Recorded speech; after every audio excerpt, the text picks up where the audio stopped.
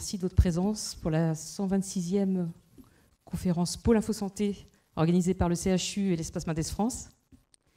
Depuis 1993, elles sont organisées déjà. Il y en a qui viennent pour la première fois. Oui. Il y en a qui sont venus à chaque fois pour les 126.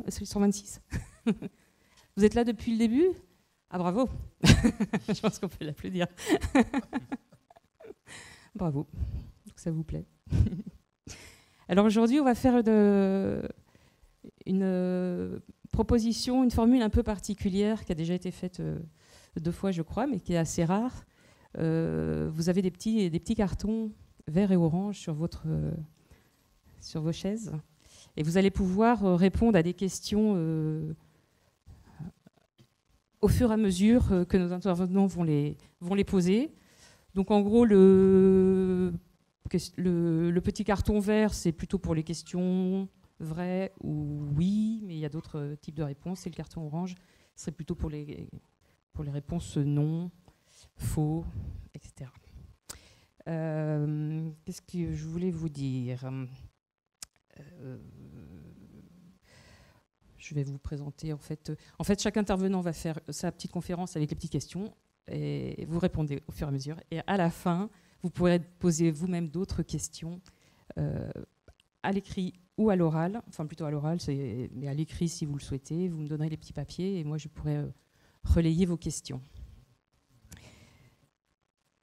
Alors, les intervenants du jour. Donc, nous avons le professeur Pascal Roblot, professeur d'université, praticien hospitalier au sein du service de médecine interne au CHU de Poitiers. Dites-moi si je me trompe. Le professeur Antoine Dupuis, professeur d'université en pharmacie clinique à la faculté de médecine et pharmacie de Poitiers. Le docteur Maxime Jonchier, responsable médical des urgences au CHU de Poitiers.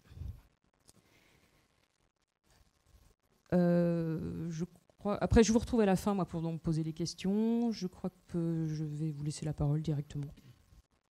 Qui commence ? Je vais commencer. Allez-y. Bonjour à tous.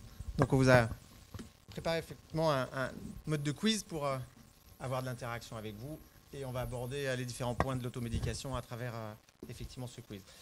Pour commencer, assez simplement, on va sonder cette salle pour savoir quand vous vous sentez malade, si vous prenez des médicaments avant de consulter le médecin. Vous voyez à peu près où je veux en venir. Donc oui, le carton vert, non. Pour ce carton, oui. Donc finalement, une grande majorité d'entre vous, on peut le dire, a recours à l'automédication. Hein. C'est un peu cette image. Et du coup, je vais essayer de donner une image un peu plus large que l'auditoire aujourd'hui, mais sur un panel de Français. D'après vous, combien de Français déclarent avoir recours à l'automédication récemment ? 5 sur 10, donc à peu près un Français sur 2, ou 8 sur 10, grande majorité de Français, plutôt 8 sur 10, plutôt 5 sur 10 déclarent avoir recours à l'automédication. Donc une grande majorité d'entre vous pense que c'est plutôt 8 sur 10. 8 sur 10, c'est bien, c'est bien. Effectivement, c'est beaucoup, hein, c'est la grande majorité des Français déclarent avoir recours à l'automédication. C'est des données assez récentes de 2019 à travers un panel représentatif. Et vous voyez ici que dans cette sondage, il y avait d'autres points qui ont été mis en avant, notamment cette notion que grande majorité de Français ont recours à l'automédication, qu'il y a un peu plus de femmes que d'hommes qui ont recours à l'automédication, mais on ne peut pas considérer que c'est très significatif, c'est 85% de femmes, 75% d'hommes. C'est principalement individuellement, moins pour la famille que les gens ont recours à l'automédication. Il y a une petite tendance à avoir plus d'automédication dans les grandes villes. Et puis, on voit un effet saisonnier dans l'automédication. Effectivement, on voit que les périodes hivernales, notamment, les gens ont plus tendance à avoir recours à l'automédication. On comprend peut-être un peu pourquoi. Alors, à côté de ces chiffres, il y a d'autres données. Et du coup, je voudrais vous interroger sur, à votre avis, les Français sont-ils des gros consommateurs de médicaments en automédication ? Est-ce que c'est des gros consommateurs de médicaments de l'automédication ? Oui. Vous pensez qu'ils consomment beaucoup de ces médicaments qui sont proposés pour l'automédication ? En fait, les Français sont des gros consommateurs de médicaments, de façon générale. Ça, c'est une donnée qu'on a assez. Mais quand on compare aux autres pays européens, eh bien, la part de médicaments à consommer par les Français en automédication est plus faible comparée aux autres pays européens. En fait, dans ces données, ce qui se cache, c'est que en France, on utilise très souvent en automédication des médicaments qui ont déjà été prescrits et qui se retrouvent dans l'armoire en pharmacie et qu'on réutilise dans des situations plus ou moins, on y reviendra peut-être, idéales. Mais finalement, on a peu recours à l'automédication au sens d'aller voir son pharmacien ou d'aller voir son médecin pour avoir un conseil et acheter un médicament qui serait là vraiment utilisé dans le cadre de l'automédication. C'est ce que montrent ces chiffres, où on voit que finalement, beaucoup de Français font appel à l'automédication, mais très certainement beaucoup sur la réutilisation de médicaments de prescription, plutôt que de vraiment avoir recours à des médicaments qui sont faits pour ça dans le cadre d'un conseil. Voilà ce que je voulais préciser un petit peu par rapport à ça. Vous voyez que c'est un petit peu différent. Et du coup, pour vous, l'automédication, c'est plutôt bien pour certaines maladies ou c'est dangereux pour la santé? Est-ce que c'est plutôt bien pour certaines maladies ou dangereux pour la santé? Votre cœur balance. C'est effectivement peut-être, on voit la réponse qui pourrait émerger à la fois vert, à la fois orange, parce que si on regarde ce même panel de Français qui a été sélectionné, vous étiez plutôt sur le côté dangereux pour la santé, mais sur le panel de Français, ce qui ressortait, que c'était bien pour certaines maladies. Donc la première réponse était plutôt c'est bien pour certaines maladies, et effectivement, c'est ce qui émerge un peu de cette notion d'automédication et de la velléité de faire de l'automédication, c'est que pour certaines maladies, dans certaines situations, effectivement, c'est quelque chose qui est certainement quelque chose de bien, mais qui avait une part, et vous le voyez, ça arrivait en deuxième position dans les réponses, il y avait une part aussi de risque, de danger, et c'est là où on voit qu'effectivement, c'est important d'avoir finalement de l'information, de la formation, de l'éducation autour de l'automédication, puisqu'il y a ces deux facettes, c'est les deux facettes du médicament, son efficacité et sa tolérance. Et dans les réponses, il y avait aussi des notions assez intéressantes, autres vraiment très différentes, mais aussi sur la notion d'argent. C'est aussi bien pour le système de santé. Il y avait des gens qui répondaient que c'était bien pour le système de santé, l'automédication. Donc on voit que ça peut prendre des dimensions finalement très différentes, la notion de c'est bien. Allez, je voudrais sonder chez vous. Quand vous avez un maux de tête, vous prenez du Doliprane ou du paracétamol? C'est une question piège. C'est une question piège. Vous pouvez répondre les deux. C'est pas forcément interdit de répondre les deux. Mais vous en prenez. Donc vous vous automédiquez en cas de maux de tête à travers un médicament. Là, en fait, dans la réponse qui avait été proposée dans une enquête réalisée, vous voyez que c'est effectivement le Doliprane qui sort le plus dans cette question sur les maux de tête et qui paraît un médicament adapté. Là, pourquoi je vous ai interpellé sur Doliprane, paracétamol, c'est vrai que connaître le nom commercial d'un médicament et connaître sa DCI, sa dénomination commune internationale, c'est quelque chose de relativement important. Et vous voyez que dans votre panel, vous connaissez les deux, en tout cas sur ce médicament. Et on sait que c'est quand même relativement important, notamment parce que, par exemple, il faut pouvoir identifier que dans un médicament ou un autre, on a bien du paracétamol. On sait que le paracétamol, par exemple, est présent dans beaucoup de spécialités, vous le savez, il y a beaucoup de spécialités différentes, et même des spécialités qui peuvent comprendre du paracétamol et d'autres médicaments. Et parfois, on ne pense pas toujours que dans le médicament qu'on est en train de prendre, il y a du paracétamol, ou alors on a déjà d'autres médicaments qui contiennent du paracétamol dans son traitement prescrit, par exemple, et du coup, on va s'automédiquer avec du paracétamol, et on peut, du coup, avoir des surdosages parce qu'on n'a pas bien identifié qu'il y avait la même molécule dans deux médicaments différents. Donc c'est important de travailler sur ça, et c'est des notions qu'on voit souvent. Juste pour ce Doliprane, vous prenez plutôt, quand vous avez mal à la tête, vous prenez plutôt une gélule ou deux gélules? Une gélule ou deux gélules? Ça peut être les deux. Il y en a qui peuvent aller jusqu'à 2 gélules. Et si ça ne marche pas, vous en reprenez? Ou vous attendez quand même, vous attendez avant d'en reprendre? Effectivement, il y a des bons usages à travers l'utilisation des médicaments de façon générale et du paracétamol qui est quand même très fréquemment utilisé. Et dans ces notions, on sait qu'il est important de toujours commencer avec la dose la plus faible et plutôt une gélule, en tout cas pour les 500 mg, puisque vous savez qu'il y a des gélules à dosage différents, mais plutôt de commencer toujours avec les doses les plus faibles. Et puis, effectivement, de respecter les rythmes d'administration des médicaments. Et on y reviendra peut-être, mais c'est important de respecter ce rythme parce que le médicament a besoin de s'éliminer. Dans le cas du paracétamol, je suis sûr qu'on va en revenir.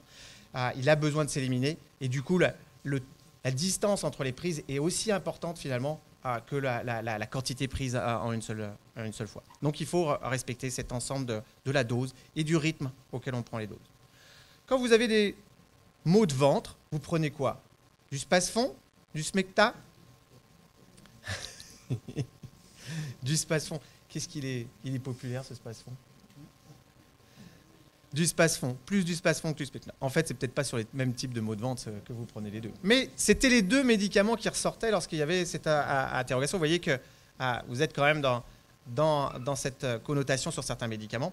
Effectivement, les deux médicaments qui ressortent beaucoup dans les maux de ventre, ce sont ce fameux Spasfon et ce Smecta qui ont quand même pas tout à fait. Il y a différents types de maux de ventre et il faut quand même identifier bien quel type de maux de ventre. On pourra revenir sur ça. Moi, ce que je voulais aborder, c'est que quand vous prenez votre Smecta, même si c'est plutôt le Spasfon que vous aviez l'air de prendre, est-ce qu'il faut attendre pour prendre vos autres médicaments ou est-ce que ça n'a pas tellement d'importance ou vaut mieux le prendre justement en même temps que les autres médicaments? Est-ce qu'il faut attendre 2 heures? Ça, c'est vrai. Ou non, on peut, ou il faut plutôt le prendre en même temps que les autres. Donc, faut-il attendre 2 heures avant de prendre un autre médicament ou faut-il les prendre en même temps? C'est partagé, hein. Certains d'entre vous pensent qu'il faut attendre, d'autres non. Eh bien, en fait, ces fameux Smecta qu'on prend, ça fait partie de cette grande famille, on appelle parfois les pansements digestifs, pansements gastriques. C'est une grande famille où il y a beaucoup de médicaments autres que le Smecta.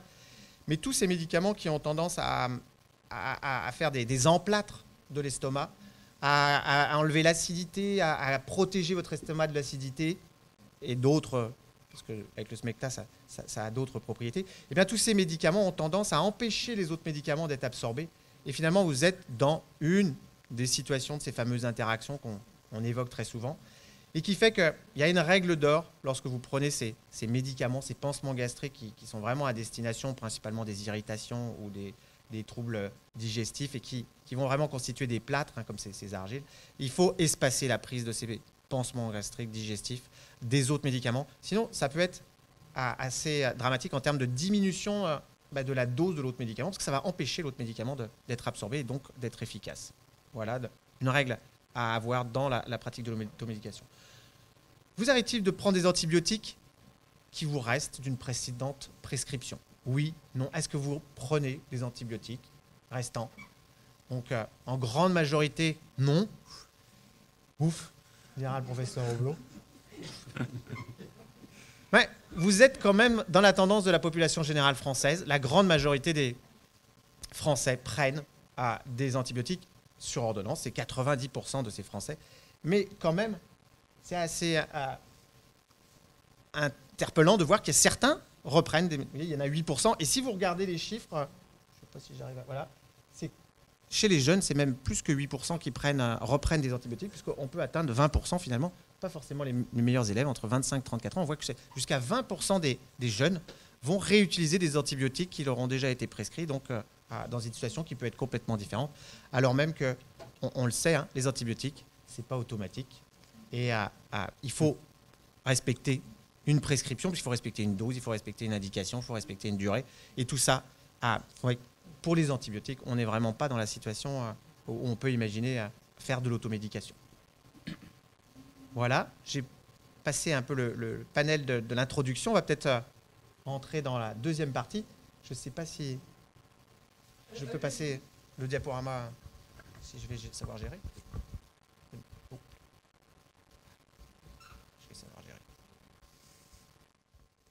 Eh ben, j'en profite pour glisser une petite information que j'ai oublié de vous glisser tout à l'heure.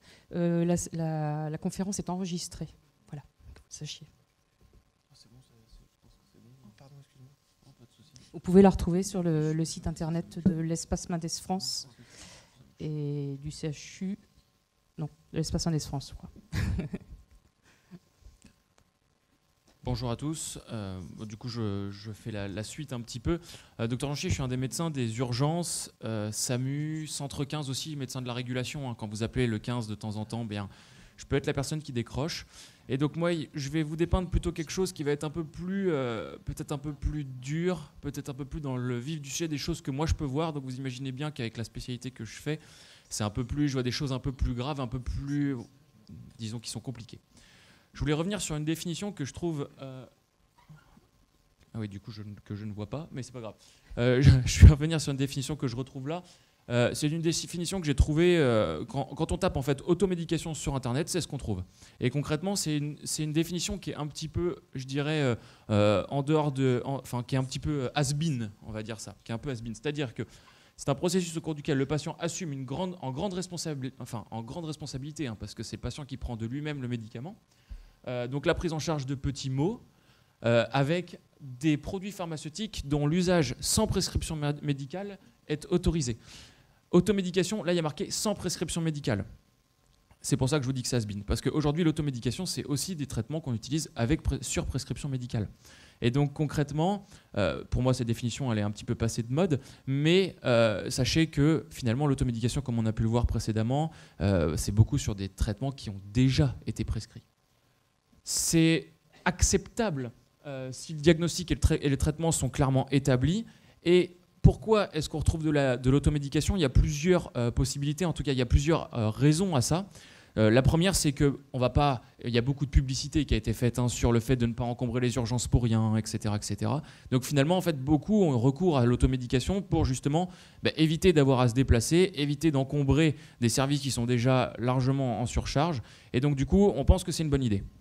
L'autre chose, c'est la disponibilité des médecins généralistes. C'est vrai qu'il y a de moins en moins, enfin c'est pas qu'il y a de moins en moins de médecins généralistes, mais c'est que concrètement, il y a des zones qu'on va dire un petit peu désertifiées où c'est plus difficile d'avoir un rendez-vous. Ou alors, c'est pas compliqué, quand vous avez mal aux dents, vous avez envie d'avoir rendez-vous dans la journée parce que vous avez vraiment mal aux dents, et concrètement, c'est impossible d'avoir son médecin dans la journée. Les médecins qui ont des créneaux d'urgence, finalement, on en trouve très peu, ou en tout cas, si vous n'êtes pas les premiers à les demander, bien concrètement, ça va être difficile d'avoir accès dans la journée.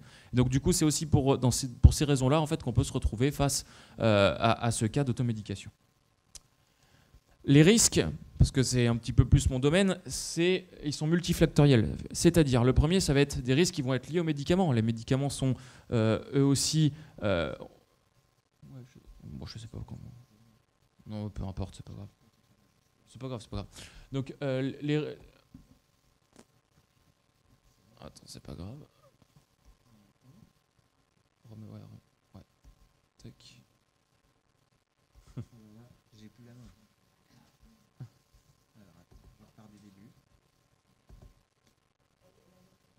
Ouais, mais la zapette ne marche pas. plus. Ah, si. Elle marche pas là. Non. On a besoin d'aide. Ah, attends, là, ça fonctionne peut-être. Elle marche pas là. Le docteur.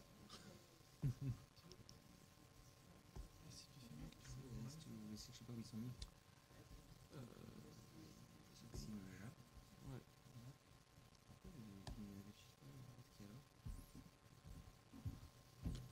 Je ne sais point. Non. Il est bloqué sur un... Ah, là ça a marché. Non, ça va remarcher. Ouais, sur on lance là. C'est pas en diaporama. Ah, ça fonctionne. Hop, ça fonctionne. Pas de souci. Donc du coup, là, je disais, les risques sont plutôt multifactoriels. D'un, lié aux médicaments, on sait, et c'est marqué quand vous regardez votre notice de vos traitements, enfin des médicaments que vous achetez en pharmacie, c'est marqué dessus. Effets secondaires fréquents, effets secondaires rares, etc. Et ils en ont une liste qui est quand même assez conséquente. L'autre risque, il est lié aux interactions médicamenteuses. C'est-à-dire, si par exemple vous êtes un patient et vous avez déjà des médicaments pour telle ou telle maladie, je vais prendre un exemple, le diabète, l'hypertension, etc. En fait, les médicaments que vous pouvez prendre de votre propre chef, apparemment, en fait, il peut y avoir une interaction avec les médicaments que vous prenez déjà et avoir plusieurs risques et qui seront propres à chaque médicament. Et la dernière chose, et finalement, c'est ce que nous, on voit assez souvent aux urgences, c'est les risques qui sont liés au mésusage. Les mésusages, c'est-à-dire quand on utilise le médicament, pas à la bonne dose et pas pour la bonne indication. Et dans ce cas-là, en fait, on va se retrouver face à des soucis organiques qui sont non négligeables. Les situations à risque, donc ça va être les âges extrêmes de la vie, l'enfant, mais on l'a vu sur le diaporama précédent, il y a moins d'automédication chez les enfants que chez les adultes.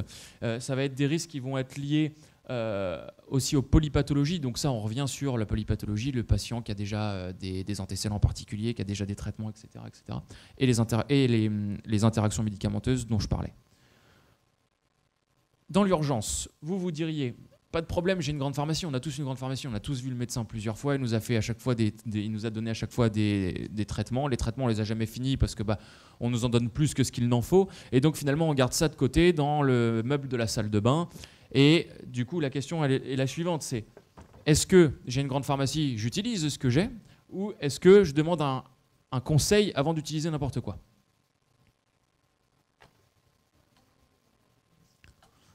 Du coup, j'aurais dû faire une deuxième question qui était très intéressante, c'est à qui vous demandez conseil? À votre médecin ou à votre pharmacien? Ok, on va remettre dans le contexte, il est 2h du matin. Et vous avez mal aux dents. Là, c'est compliqué, donc vous faites rien. Voilà, on est d'accord. C'est là où je veux en venir. C'est que le centre 15, donc vous savez à quoi ça sert, hein, quand vous avez une urgence médicale, vous appelez le 15 et vous tombez sur un médecin qui va vous dire « bougez pas, je vous envoie une ambulance, etc. etc. » Le centre 15, ce n'est pas une entreprise qui distribue des ambulances. Certes, on peut le faire, on sait le faire, on a les moyens de le faire. Mais concrètement, ça ne sert pas à ça. Le centre 15, c'est vraiment, vous avez au bout du téléphone un médecin, que ce soit un médecin urgentiste ou un médecin généraliste, qui est de garde toute la journée, 24 heures sur 24 même, et qui est là pour donner conseil. Je pense que vous vous rendez pas compte, mais il y a énormément de gens qui appellent en disant voilà, j'ai mal au poignet, est-ce que je peux prendre, j'ai de l'Advil dans mon placard, est-ce que je peux en prendre? Bah oui ou non. Nous, on est là pour donner des conseils en fait, avant d'être là pour distribuer les ambulances et envoyer des SMUR. Donc concrètement, il y a vraiment tout un intérêt à appeler. Ça ne dérange absolument pas, faut le savoir, hein. Mais en fait, non, souvent on a l'impression qu'on dérange, mais en fait on ne dérange pas. C'est juste qu'on a beaucoup d'appels, donc on répond très vite. On n'est pas forcément les plus gentils de temps en temps, mais il est vrai qu'on sert à ça. Clairement, on sert à ça. On sert à dispenser des conseils. Et on a été formé pour ça, donc il ne faut surtout pas hésiter. Je dirais que l'automédication, c'est bien, mais pas pour tout. Si vous avez mal, on en parlait tout à l'heure, est-ce que vous prenez du paracétamol? Si vous avez mal à la tête, hein, on revient là-dessus. Oui. On en a reparlé, hein. Et puis si ça ne marche pas, vous en reprenez pas. Alors vous faites quoi? L'ibuprofène. Excellent. Donc, en effet, moi le paracétamol, je suis plutôt pour, hein. Je dirais que le paracétamol, c'est pas... Moi je dirais que le paracétamol, c'est un médicament, ça marche bien, c'est un palier 1. Pour les antalgiques, c'est-à-dire les médicaments contre la douleur, on a palier 1, palier 2, palier 3. Le palier 1, c'est le paracétamol, le premier qu'on peut utiliser, celui qui est disponible sans ordonnance. Et le palier 3, c'est la morphine. En gros, c'est voilà, le médicament, le vrai médicament de l'urgence douloureuse, etc. Donc moi, je dirais que le paracétamol, ça marche bien. Antalgique de palier 1, pour les petits mots, on va dire ça comme ça. C'est 4 grammes par jour maximum, mais ça dépend du poids. Parce que si vous faites moins de 50 kg, c'est pas vraiment 4 grammes par jour. C'est 15 mg par kilo par prise. En gros, c'est un peu ça. Donc là, c'est des calculs qui sont un peu plus compliqués. Mais c'est pour ça, en cas de doute, le 15, ça sert à ça. En cas de doute, si vous ne savez pas, parce que je ne sais pas si c'est pour votre enfant, il fait un tout petit poids, je lui donne combien, etc. Ça peut être intéressant d'avoir ce conseil-là. Attention aux risques. Moi, je vais vous raconter une histoire. C'est une petite histoire de chasse, hein, c'est assez intéressant. C'est un monsieur qui appelle parce qu'il a mal aux dents. Et concrètement, on lui dit, pas compliqué, vous avez du Doliprane à la maison? Ah bah oui, j'en ai. Bah vous prenez 1 gramme de Doliprane toutes les 6 heures, et puis vous verrez, ça ira mieux.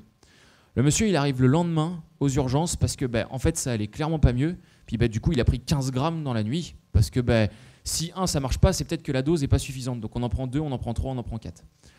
Le risque, c'est qu'en fait, le paracétamol, c'est une élimination hépatique, c'est-à-dire que c'est le foie qui l'élimine. Le risque, en gros, eh bien, pour ce patient-là, hein, il a fini greffé parce que, en fait, il a fait une hépatite et il a fini greffé. On a dû l'envoyer à Tours.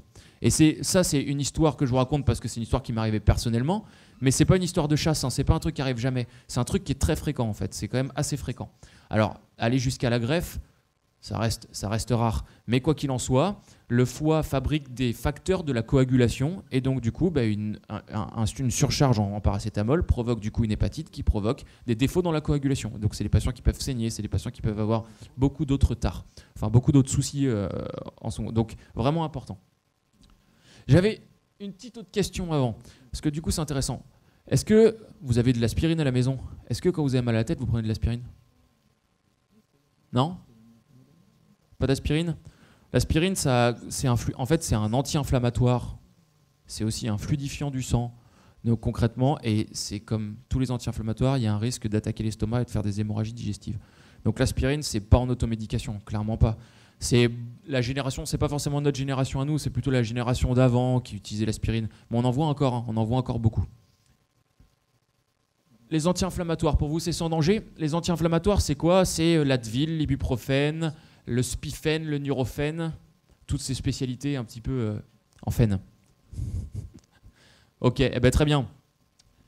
Concrètement, non, les anti-inflammatoires, c'est pas une bonne chose. Les anti-inflammatoires, ça favorise pour moi, à mon sens, hein, ça favorise la croissance bactérienne, surtout des risques majeurs en cas d'utilisation dans les pathologies ORL.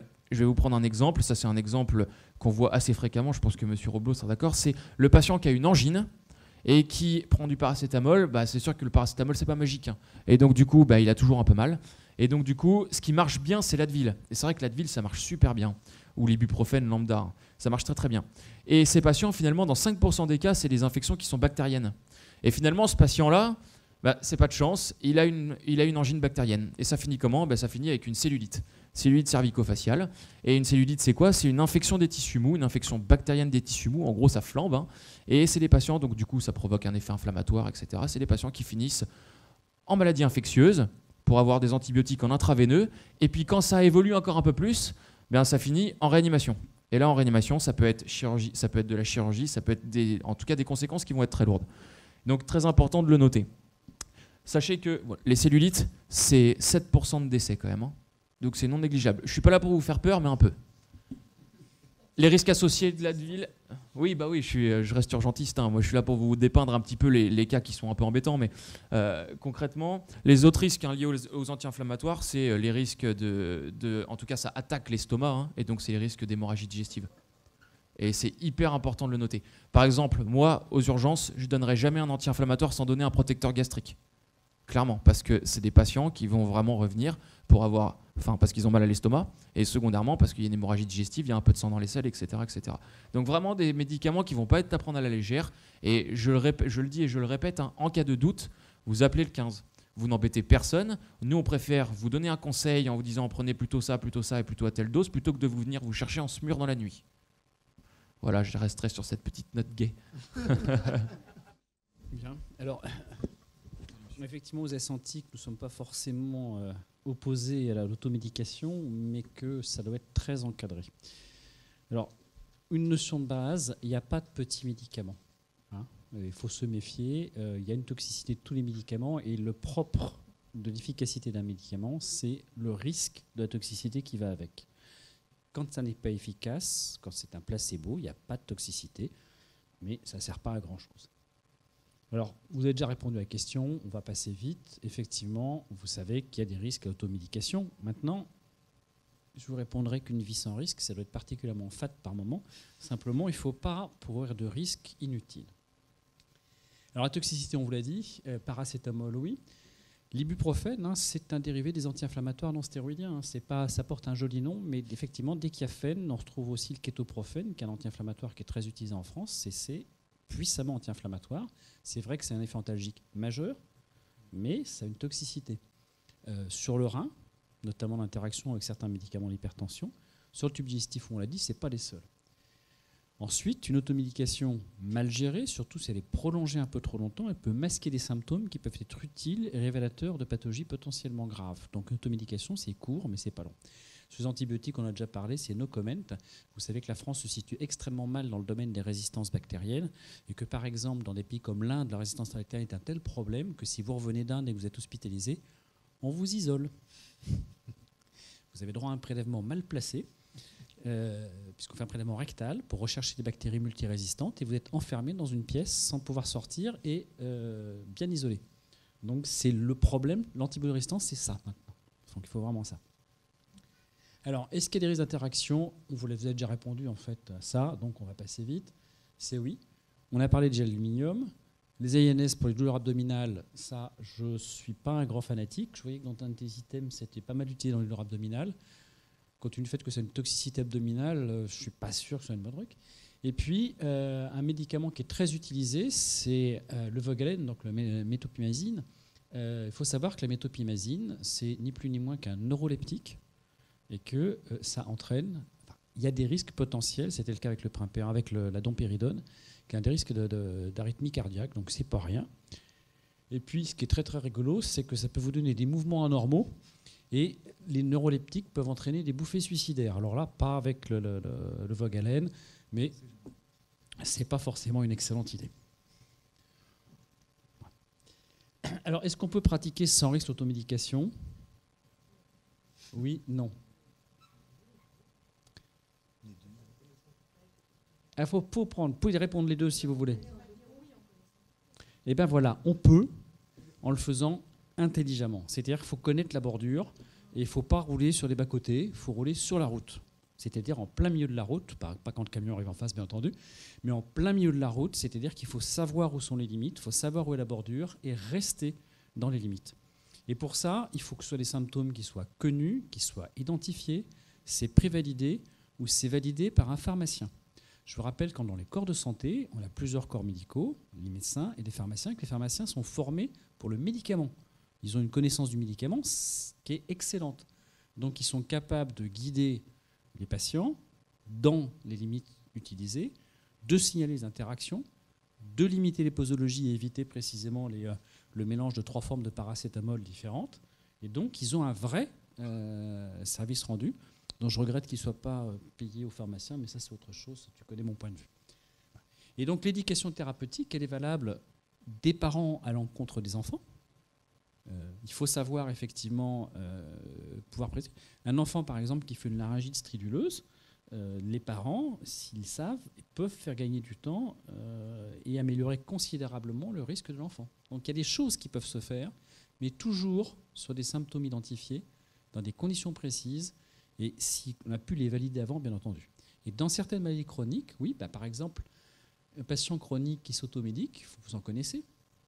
Il y a peut-être dans votre entourage des diabétiques qui sont sous insuline. Ils adaptent même leur dose, ils savent quand il faut se sucrer, etc. C'est de l'automédication, c'est de l'éducation thérapeutique, mais c'est automédication. Alors, d'où la réponse, la question, est-ce qu'on peut, dans certains cas, et je dis bien dans certains cas, utiliser l'automédication dans les maladies chroniques? Oui, il y a une majorité de verts, je suis tout à fait d'accord. C'est oui, mais c'est anticiper, c'est certaines maladies, ce n'est pas toutes les maladies, et c'est apprendre à distinguer avec les professionnels de santé ce qui peut être géré en autonomie et ce qui doit faire consulter. C'est toujours des périodes courtes, ce n'est pas 6 mois de traitement ou 3 mois de traitement, c'est toujours 2-3 jours, ce qui permet parfois de se retourner aussi pour avoir un rendez-vous et autres. Et il faut que le médecin référent qui vous suit pour la pathologie chronique soit disponible. Alors, il ne peut pas être disponible 24 heures sur 24, 7 jours sur 7, mais on répond par exemple à des mails tous les jours. Je réponds à des mails de patients que je suis en consultation pour des maladies chroniques. Et je leur dis oui, non, peut-être, non, il faut que je vous voie, là, ce n'est pas la peine, ou là, vous pouvez le faire. Donc, c'est le point, c'est important. Et je vous donne un exemple. Alors, c'est le syndrome de Sjögren. Alors, syndrome de Sjögren, je vais vous expliquer, c'est la maladie auto-immune la plus fréquente. Voilà. C'est une maladie qui comprend différents symptômes, dont ce qu'on appelle un syndrome sec, par exemple un manque de salive et de larmes, des phénomènes douloureux, il peut y avoir l'atteinte de plein d'organes. Et en revanche, c'est des patients qui ont souvent des douleurs, notamment des douleurs osto-articulaires relativement importantes, mais aussi des myalgies. Voilà, alors si on va prendre le cas d'une patiente qui a une 50aine d'années, c'est l'âge moyen habituel de cette maladie. C'est une maladie très fréquente, je vous l'ai dit, elle est mal connue, mais c'est très fréquent. Le méthotrexate, c'est un médicament qui est utilisé dans les rhumatismes, qui est un médicament le plus utilisé dans tout ce qui est rhumatisme inflammatoire. Et puis, est-ce qu'elle peut? Elle a une poussée douloureuse articulaire importante, elle est en vacances au bord de la mer. Est-ce qu'elle peut, selon vous, prendre des corticoïdes, la prednisone ou un autre corticoïde? Ah, il y a surtout du non. Et bien la réponse, c'est oui. C'est oui parce qu'on lui a appris à reconnaître les signes de poussée articulaire de sa maladie et elle sait la posologie qu'elle peut prendre pendant 2 ou 3 jours, ce qui lui permet de passer le cap. Mais en préétabli, c'est-à-dire qu'on lui dit attention, si votre articulation gonfle, etc., si à ce moment-là, vous pouvez utiliser telle dose de corticoïdes. Si ce n'est pas un truc habituel, si ce n'est pas un symptôme que vous connaissez déjà, c'est niette. Donc mais c'est une automédication. Alors je leur demande de mettre un petit mail pour dire j'ai fait de tel jour à tel jour pour que je puisse mettre ça dans le dossier, mais ça marche très bien. Alors en revanche, elle tousse, elle a de la fièvre. Est-ce qu'elle peut prendre du paracétamol? Du ibuprofène. Non, de toute façon, c'était ou même du paracétamol.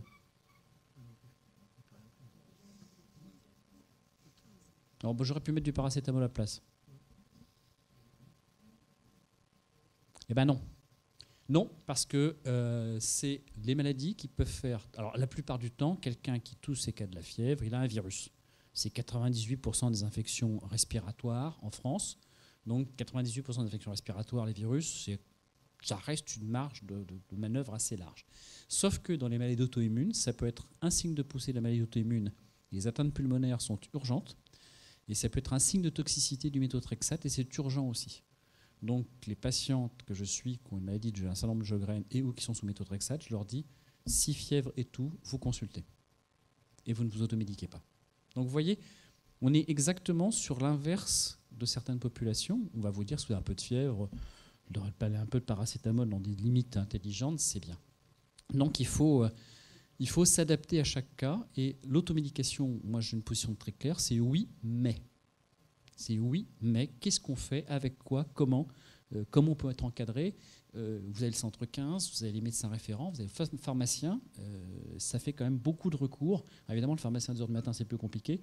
Le médecin référent, je ne réponds pas à mes mails à 2h du matin, je tiens à le préciser quand même.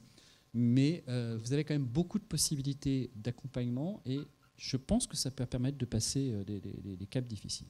Alors, il y a quelques règles. Les femmes enceintes ne prennent...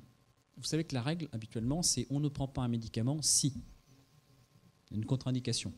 Chez la femme enceinte, c'est simple, c'est l'inverse. C'est on ne prend aucun médicament, sauf si on est sûr d'une équité. Donc, on inverse la charge de la preuve. Les enfants, non, sauf quelques cas très particuliers. Là encore, c'est encadré au préalable. Ça a été vu avant, etc. Je dis ça parce que j'ai un de mes enfants qui a fait plusieurs laryngites striduleuses et j'avais des corticoïdes à la maison. Voilà. Qui ne sont pas automatiques. Voilà. Pas pour les maladies chroniques, sauf indication très précise et validée en amont. On n'est quasiment plus en automédication, on est presque dans la prescription anticipée.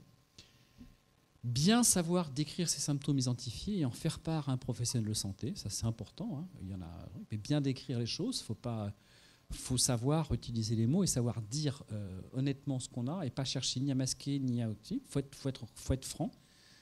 Il faut bien suivre les conseils de son pharmacien, parce que je vous l'ai dit, il connaît très bien ses médicaments, et donc c'est son boulot. Hein, je veux dire, il faut lui faire confiance. Et puis si ça dure un peu trop longtemps, c'est que l'automédication, c'est pas suffisant. Alors moi je conclue sur une phrase que j'adore, qui est de Corneille, c'est à propos de la mort de Richelieu, c'est « il m'a fait trop de bien pour en dire du mal, il m'a fait trop de mal pour en dire du bien ». Et j'avoue que c'est ce que je dis toujours sur le médicament. Voilà, je vous remercie. Merci messieurs.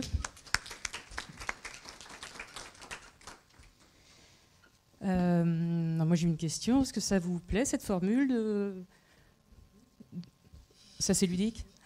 On apprend tout en s'amusant. Donc si vous avez des questions, la parole est à vous maintenant. Et ben voilà.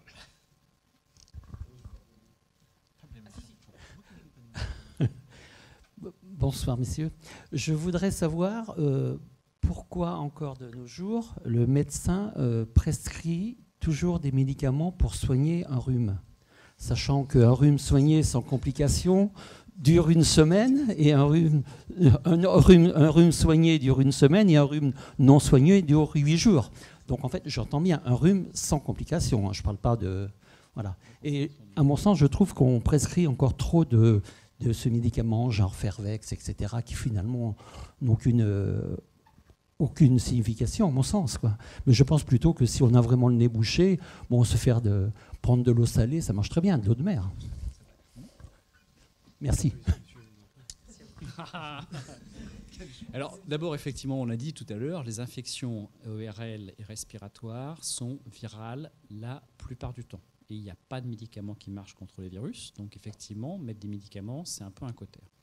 On est quand même dans une société où on a une tolérance de la maladie et de la douleur qui est devenue très faible.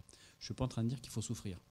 Hein, la douleur n'est plus rédemptrice. Mais on a une tolérance du symptôme qui est très faible et qui fait qu'on a effectivement un taux de consultation pour des symptômes relativement courants qui est très élevé en France. Qui est un NNP qui a le plus de recours aux médecins. Et quand vous prescrivez quelque chose, la consultation est très courte. Quand vous ne prescrivez pas et que vous devez expliquer pourquoi vous ne prescrivez pas, ou que vous refusez une prescription qui vous est demandée, c'est beaucoup plus long. C'est beaucoup plus long et c'est beaucoup plus difficile. Et je ne vous cache pas aussi que ça m'est arrivé ce matin en consultation, j'ai refusé de faire une prescription d'un patient qui voulait absolument une prescription. J'ai dit, je refuse à faire. Donc, je suis resté courtois, mais comment dirais-je, le ton est monté de son côté de façon assez inadaptée, on va dire. Donc il y a une exigence qui est une exigence sociétale, qu'on voit surtout, et qui est très forte. Et les médecins, et comme tout le monde, on est aussi des êtres humains, il y a des moments où, de guerre lasse, certaines choses se font, je dirais, de guerre lasse. Mais, juste comme le dit le professeur Roblot, je suis entièrement d'accord, c'est quelque chose de sociétal. Nous, on le voit tous les jours, les gens qui appellent au centre 15 en disant voilà, je vous appelle parce que j'ai le nez qui coule, j'ai de la fièvre, j'ai mal, je sais pas où. Et on dit est-ce que vous avez consulté? Oui, j'ai vu mon médecin traitant aujourd'hui. Et alors, il a dit que c'était un virus, il m'a rien donné, donc il est nul. Et en fait, concrètement, c'est exactement ça. Je pense que c'est la société française qui demande des médicaments. C'est un petit peu, c'est un peu l'effet placebo, quoi. Il m'a donné quelque chose, donc il a compris que j'avais un problème, il m'a entendu, et c'est le début de mon traitement. Après, il y a aussi, je pense, le médecin qui prescrit quelque chose, aussi, c'est le fait de se dire, voilà, je vais être un peu tranquille, quoi. Il y en a certains qui font ça, je pense. Une autre question? Oui. Oui, bonsoir. Plutôt que d'appeler le 15 tout à l'heure, je pense que j'ai des personnes qui peuvent répondre à ma question. Moi, ce qui m'arrive, c'est que j'ai fait l'automédication là, en ce moment. J'ai pris, le médecin m'avait donné des corticoïdes il y a à peu près 3 semaines parce que j'avais une toux qui passait pas après avoir eu d'autres choses. Et là, il s'avère que j'ai eu mal à la gorge. J'avais l'impression que j'avais des ganglions. Et hier, avant-hier, ce matin et hier, j'ai repris 2 cachets de corticoïdes. Et comme c'était sur 3 jours, je pensais en reprendre demain 2 autres. Alors, je pense que je fais une grosse bêtise, là. Oui. Vous en êtes consciente. C'est un point. En France, on utilise les corticoïdes dans infections ORL virales parce que ça raccourcit la perception des symptômes par le patient. Ça ne raccourcit absolument pas la durée de la maladie, voire ça a été montré que dans les otites, ça augmente la durée et la sévérité des séquelles auditives chez les enfants. Donc c'est plutôt néfaste. Mais c'est effectivement, quand vous prenez des corticoïdes et que vous avez une infection virale, comme vous réduisez l'inflammation, vous avez moins de symptômes. Il faut savoir que l'usage des corticoïdes dans l'infection virale et ou bactérienne favorise le risque de rechute dans les semaines qui suivent.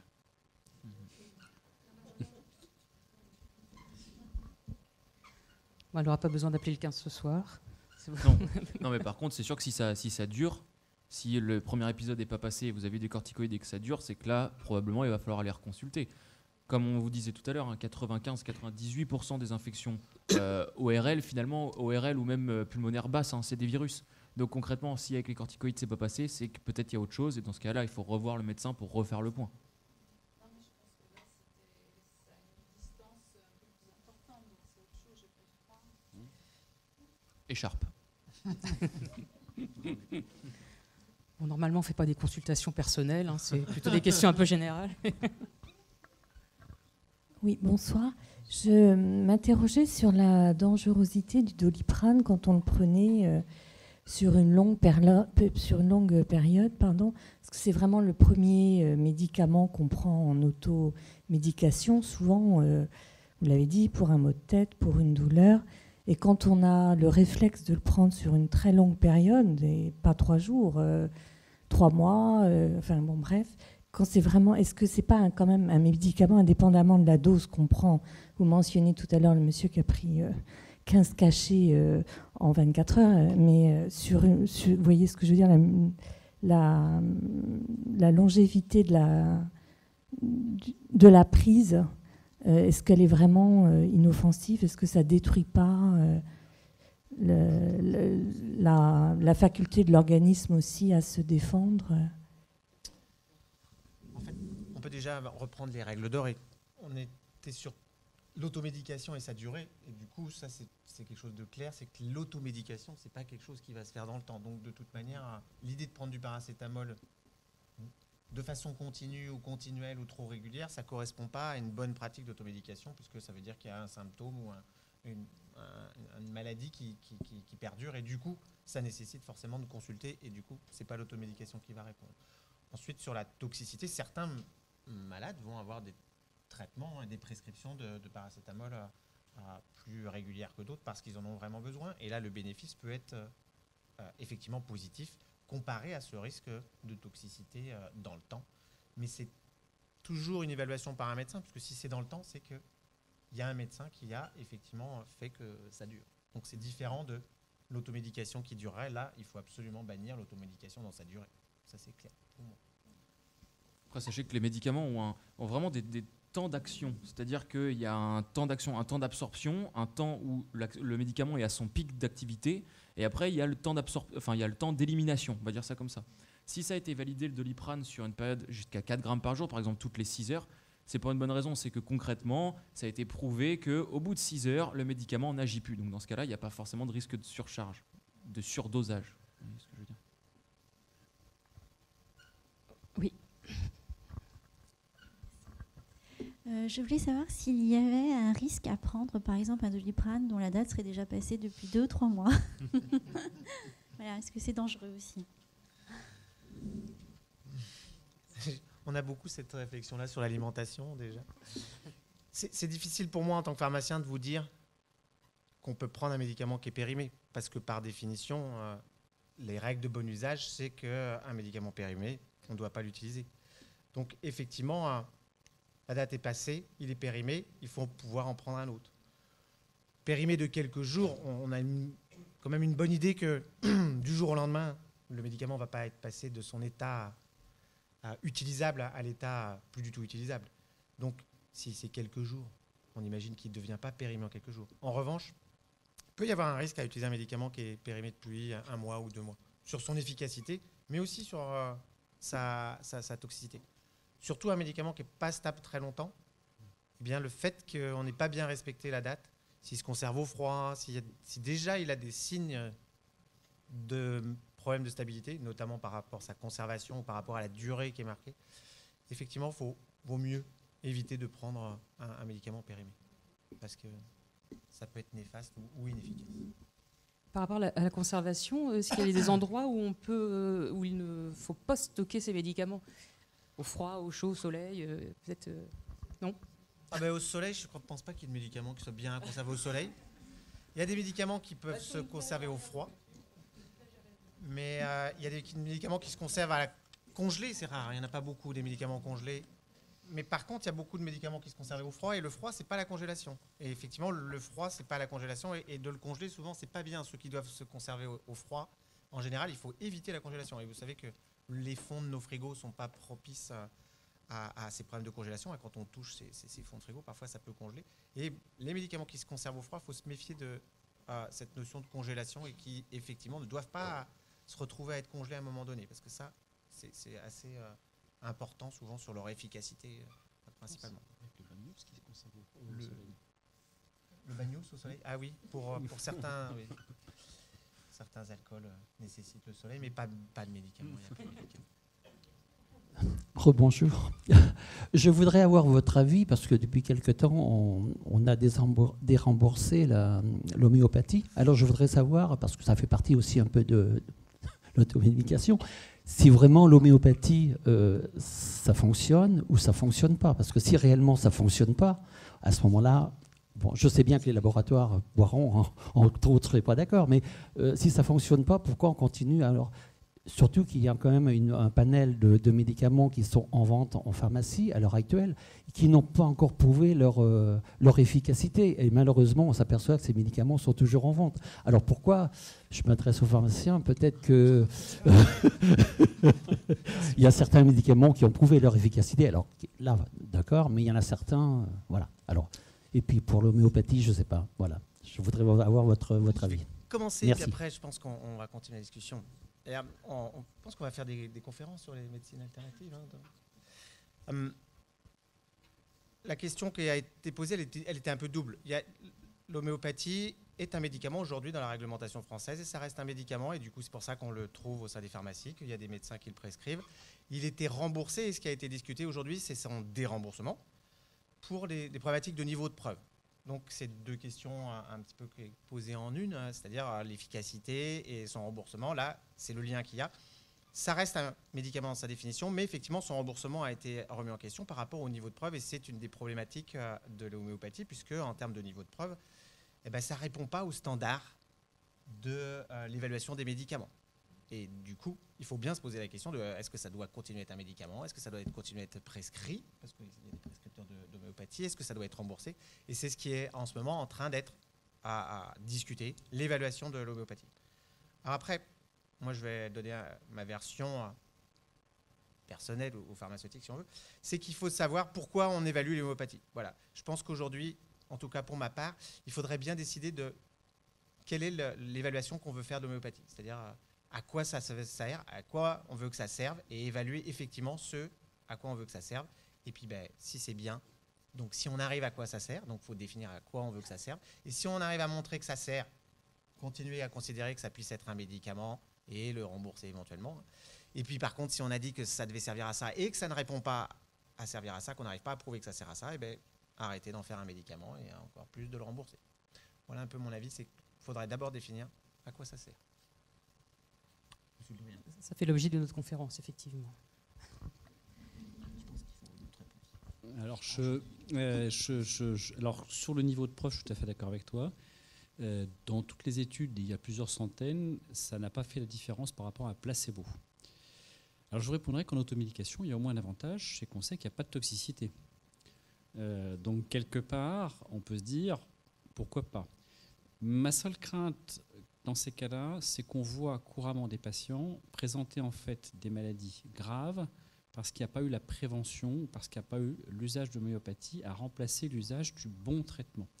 Je prends l'exemple, chaque année, je perds 1 ou 2 patients de maladies auto-immunes sous immunosuppresseurs parce qu'ils se sont crus qu'en utilisant le vaccin homéopathique contre la grippe, ça les protégeait.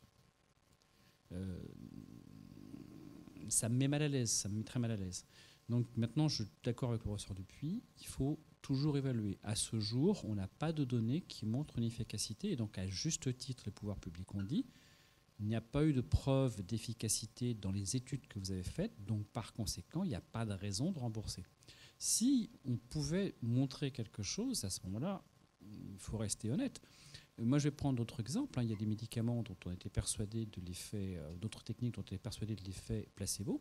Et on a montré récemment que certaines techniques, je vais prendre l'acupuncture, sont efficaces sur les douleurs. Ce qui est efficace, ce n'est pas le méridien dans l'acupuncture, c'est la profondeur à laquelle on pique, parce qu'on stimule certains récepteurs endomorphiniques de la peau. Et donc, ça soulage la douleur. Donc, c'est efficace. Le méridien sur lequel on pique est peut-être moins important, mais ça marche.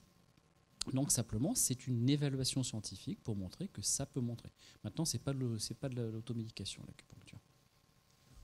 Moi, je vais rester peut-être un tout petit peu plus modéré. Qui a déjà donné de l'arnica à ses enfants ou alors a pris de l'arnica pour un petit bobo? Tout le monde, hein. Et tout le monde me dira que ça marche. Ouais. Et bien en fait, voilà, c'est ça. Moi, je suis assez d'accord sur le fait que voilà, le niveau de preuve, il n'y a pas de niveau de preuve, etc. Mais il y a cet effet placebo qui fait que oui, j'ai pris quelque chose, je vais mieux. Et donc finalement, si je vais mieux, pourquoi pas? Pourquoi pas? On sait qu'un patient rassuré, il y a plein d'études qui ont montré ça. Un patient rassuré, il est déjà traité en fait. Et ça, il a déjà commencé sa prise en charge, il va déjà mieux. Parce qu'il a été entendu, parce qu'il a été traité. Donc pourquoi pas? Pourquoi pas?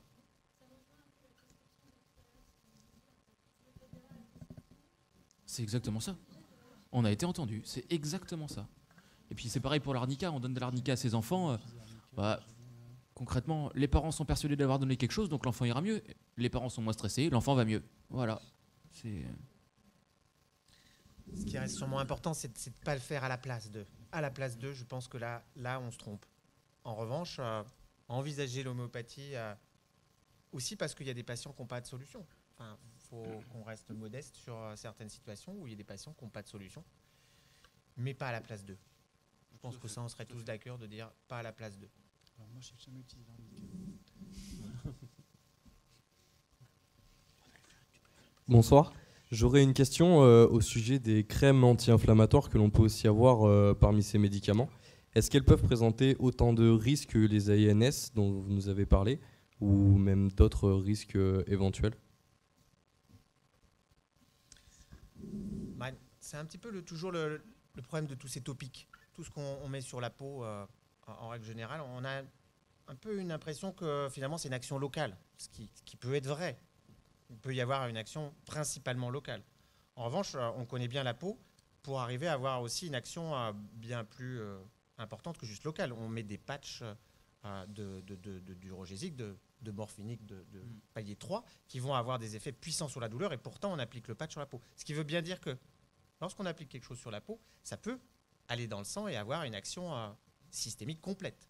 Et du coup, effectivement, c'est un des inconvénients parfois de certains médicaments par voie locale, c'est que dans leur modalité d'application, il faut vraiment respecter les modalités d'application, sous-entendu, limiter à la zone où on a besoin de mettre le topique, éviter de réadministrer trop fréquemment le médicament topique, éviter de frotter, éviter de mettre un pansement occlusif qui va augmenter, parce qu'il y a toujours une petite partie qui passe, et plus elle est petite, mieux c'est, parce que ce qui va passer va entraîner des effets indésirables, et on a parlé des AINS. Si très peu d'AINS passent, il y aura très peu les effets indésirables qu'on a évoqués, mais s'il y en a beaucoup qui passent, vous allez avoir beaucoup d'effets indésirables. Et vous pouvez peut-être arriver à avoir les mêmes effets indésirables finalement que si vous l'aviez pris par voie orale, parce que vous avez mal appliqué votre AINS en mettant trop, en mettant sur une plaie. On voit ça par exemple aussi parfois, mettre là le passage dans le sang, forcément on le conçoit. Donc, vous voyez que c'est finalement une modalité d'utilisation du médicament qui est plus compliquée parfois que le comprimé, contrairement à ce qu'on pourrait penser, et pour lequel il faut faire plus attention. Chez l'enfant, par exemple, les médicaments sur la peau d'un enfant passent très très vite. La peau est beaucoup moins épaisse et ils sont beaucoup plus... Donc c'est vraiment une voie qui peut poser plus de problèmes qu'on le croit, et finalement on a l'impression qu'en utilisant une pommade anti-inflammatoire, on prend moins de risques. Ben non, faut bien l'utiliser.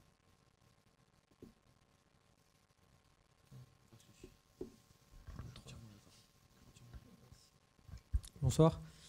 Je me demandais s'il y avait des médicaments, je pense une famille de médicaments qui était plus propice à la dictologie, donc qu'on prend tous les jours finalement. Pas tous les jours, Toutes les benzodiazépines en fait.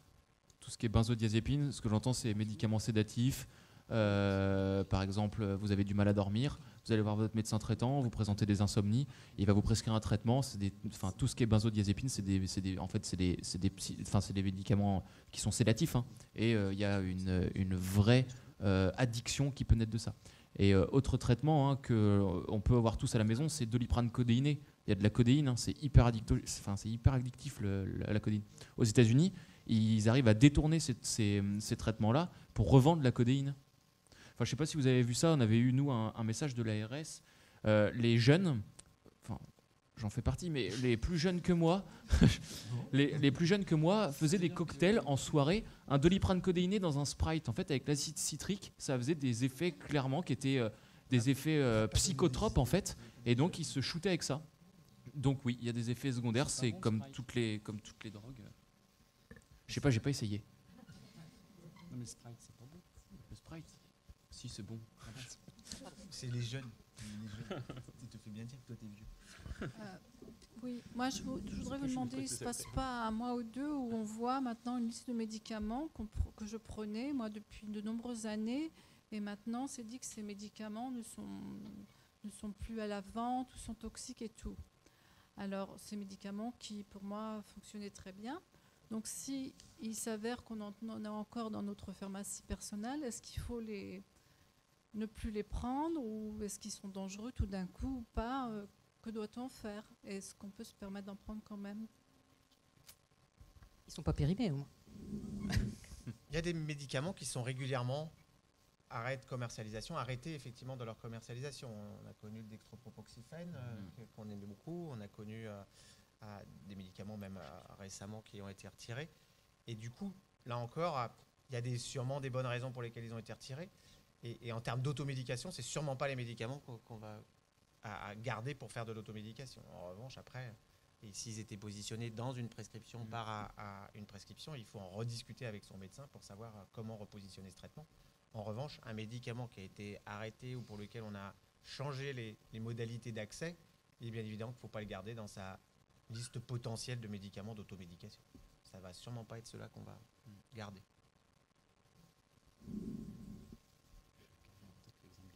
Une autre question? Oui. Bonsoir. Un graphique au début de votre présentation montrait la part de consommation d'automédication dans la consommation de médicaments en France. Et puis dans d'autres pays, on voyait qu'en Grande-Bretagne, il y avait une grosse part d'automédication. Ma question est simple, est-ce que les Anglais ont plus de problèmes de toxicité qu'en France? Sinon, que font-ils? Et si oui, que font-ils? En fait, dans ces données-là, ce que ça montre, c'est que le système de santé à anglo-saxon est un petit peu différent du nôtre. Il est moins généreux. Et du coup, il responsabilise plus. Bah, on peut voir le côté négatif, il est moins généreux. On peut voir le côté positif, il responsabilise plus. Et en fait, c'était un petit peu l'idée de cette diapo. Il y a possibilité de s'automédiquer. Et sûrement qu'en France, on ne fait pas beaucoup d'automédication et on ne fait pas l'automédication qui correspondrait, c'est-à-dire après l'avis de son médecin, après l'avis de son pharmacien, aller se fournir en un médicament et qui, du coup, montre qu'on a une éducation autour du médicament, de son utilisation dans des conditions et que, du coup, on va l'acheter dans le bon endroit où on aura le bon conseil avec le conseil de son médecin et que, du coup, on va consommer des médicaments mais dans un mode à éduquer. Et du coup, nous, on est peut-être moins dans ce mode-là, on est plus dans le mode, effectivement, on réutilise nos médicaments prescrits et on va moins, je pense, vers ça. Voilà ce que ça voulait dire. Alors que d'autres pays, liés sûrement aux modalités de remboursement, eh bien, on pratique plus l'automédication et ça, c'est ce qu'on voit avec les conseils des médecins parce que aussi le remboursement est moins bien et du coup, de toute manière, ça passe plus par l'achat direct. Donc on peut se former sûrement mieux, former mieux les patients à l'automédication.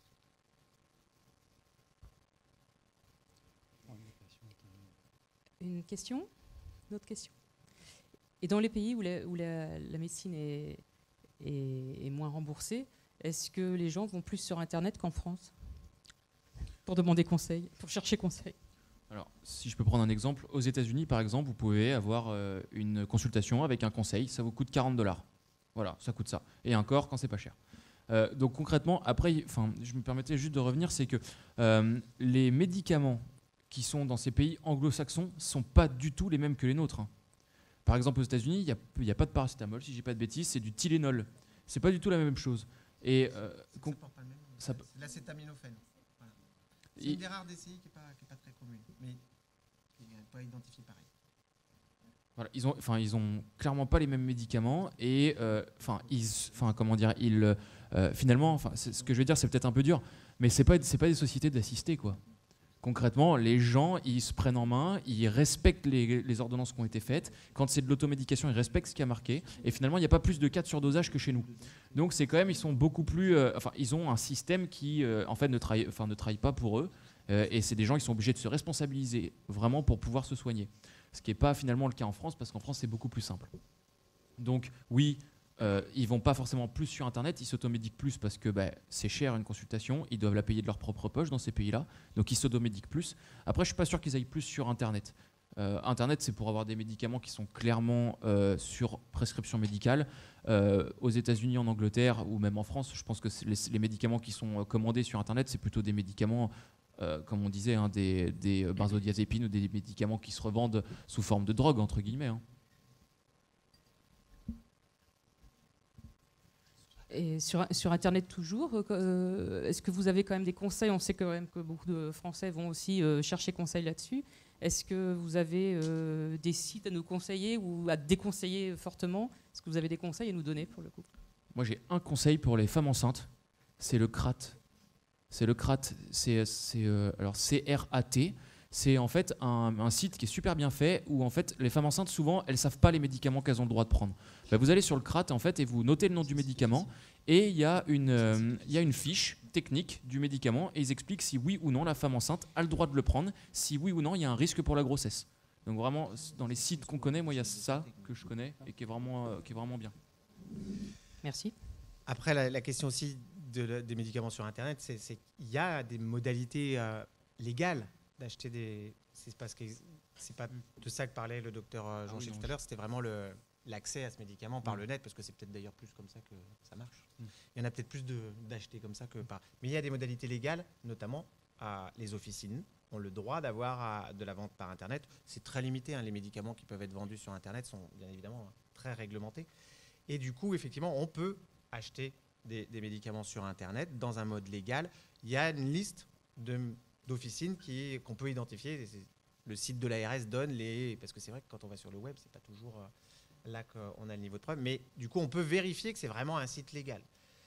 Mais encore une fois, voilà, si on est passé par le 15, si on est passé par son médecin et qu'on va s'approvisionner au niveau d'un site Internet dans une officine dans lequel on a vérifié quand même que c'était bien une officine autorisée, on peut le concevoir. Mais se passer d'un conseil qu'on pourrait avoir dans une officine ou auprès de son médecin pour s'approvisionner, ça n'a pas tellement d'intérêt dans cet achat-là. Et puis, par contre, il faut se méfier, parce que c'est quand même, aujourd'hui, le faux médicament, c'est quand même un certain problème. Alors, en France, dans les officines ou dans les hôpitaux, ce n'est pas le problème. Mais en revanche, l'Internet n'est pas français. Et du coup, beaucoup de pays ont beaucoup de problèmes avec les faux médicaments. Et du coup, à travers les sites, justement, où on ne sait pas si ce sont effectivement des sites légaux et donc des officines, il peut y avoir de l'achat de faux médicaments. Et ça, on se fait plus d'argent à vendre un faux Viagra qu'à vendre une barrette de shit. C'est plus rémunérateur que la revente de la drogue, la revente des médicaments falsifiés. N'encouragez pas le business. Juste rajouter un tout petit point. Dans les sites internet, si vous avez une maladie chronique, il faut en parler avec votre médecin. Parce qu'il y a des sites internet faits par des associations de patients qui sont absolument remarquables. Il y en a d'autres, en revanche, qui sont un petit peu... Il y a à boire et à manger. Donc, par exemple, quand je suis un patient pour une maladie auto-immune comme une sclérodermie ou autre, je leur dis, c'est celui-là, c'est cette association-là qui fait un site qui est bien fait, dans lequel il n'y a pas de charlatanisme, etc., ni de faux semblants, etc. Mais il y a de très bons sites, très très bons sites, mais comme partout sur Internet, il y a à boire et à manger, donc il faut vraiment choisir le truc. Et là, je pense que c'est un domaine dans lequel qu'on ne connaît pas.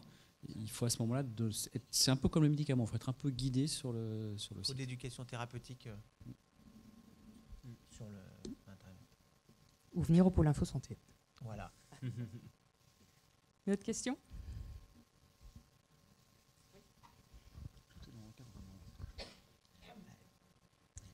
Alors, je voulais revenir sur la résistance aux antibiotiques. Je ne sais pas si ma question va être bien posée ou pas, si vous allez la comprendre. J'imagine que quelqu'un qui a pris sur la longue durée des antibiotiques sera plus résistant à ces mêmes antibiotiques que quelqu'un qui n'en a jamais pris, par exemple. Voilà. Et si c'est le cas, si cette personne qui a pris pendant un certain temps des antibiotiques arrêtait, par exemple, d'en prendre pendant plusieurs années, est-ce que ce serait aussi le cas ? Est-ce qu'il serait plus résistant, au moins voilà. Enfin, est-ce que vous avez compris ma question ? Les deux questions, en général, tout à fait. Alors effectivement, la prise prolongée d'antibiotiques, surtout si elle est mal utilisée, c'est-à-dire par exemple pas aux bonnes heures, pas à la bonne posologie et pas à la bonne indication, est un des facteurs principaux de résistance aux antibiotiques. Il y a très peu de maladies, en dehors par exemple de la tuberculose, certaines maladies particulières, où les antibiothérapies doivent être prolongées à 10-15 jours. Très très peu de maladies. On est maintenant sur des durées d'antibiotiques très courtes. En revanche, l'homme est remarquablement bien fait. On héberge ce qu'on appelle un microbiote, c'est-à-dire une masse de germes qui est phénoménale. Et il faut savoir que les bactéries qui deviennent résistantes sont résistantes aux antibiotiques, mais sont plutôt moins vaillantes globalement que certaines bactéries. Elles finissent par perdre le combat par rapport aux autres bactéries. Au bout de plusieurs années, on voit effectivement réapparaître une flore normale. Maintenant, il ne faut pas faire n'importe quoi, parce que si vraiment on continue trop longtemps, on finit par bousiller complètement ce qu'on appelle son microbiote. Au point que, par exemple, dans certaines infections... Alors, il faut savoir aussi que la sélection de germes par des bactéries, par des antibiotiques, peut entraîner d'autres maladies infectieuses, par exemple une diarrhée, un truc assez grave qui s'appelle la diarrhée Clostridium difficile. Et on est parfois amené à faire ce qu'on appelle des greffes fécales, c'est-à-dire de purger le tube digestif pour remettre une flore fécale issue d'un donneur sans résistance. Donc on arrive sur des tableaux dans lesquels on ne devrait pas arriver, en fait, effectivement. Mais ça, c'est un problème. Et puis Jules, c'est le problème de la résistance, c'est important. Je veux dire, revenez d'Inde, allez aux urgences, et ils vont vous mettre dans un box à part avec un masque, des blouses, etc. Enfin bref. Donc oui, la nature est bien faite, mais à condition de ne pas trop la martyriser. On a le même problème avec le réchauffement climatique. Si on arrêtait de mettre de l'oxyde de carbone partout dans l'air, on verrait probablement les choses s'améliorer partiellement. La nature est bien faite. Est-ce qu'il y a d'autres questions? Ou est-ce qu'on a fait le tour de la question?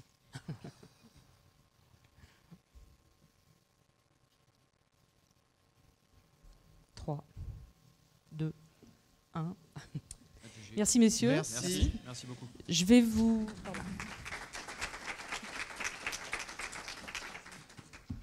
Donc vous pouvez retrouver la conférence enregistrée si vous avez besoin de la réécouter. Le prochain pôle Info Santé aura lieu le 9 avril à 18h30 ici même sur l'endométriose avec la participation de l'association Endo France et notamment du professeur Xavier Fritel qui est le référent national en la matière et qui va parler des endométrioses puisqu'il y en a plusieurs pour lui en tout cas. Merci beaucoup, vous pouvez nous laisser...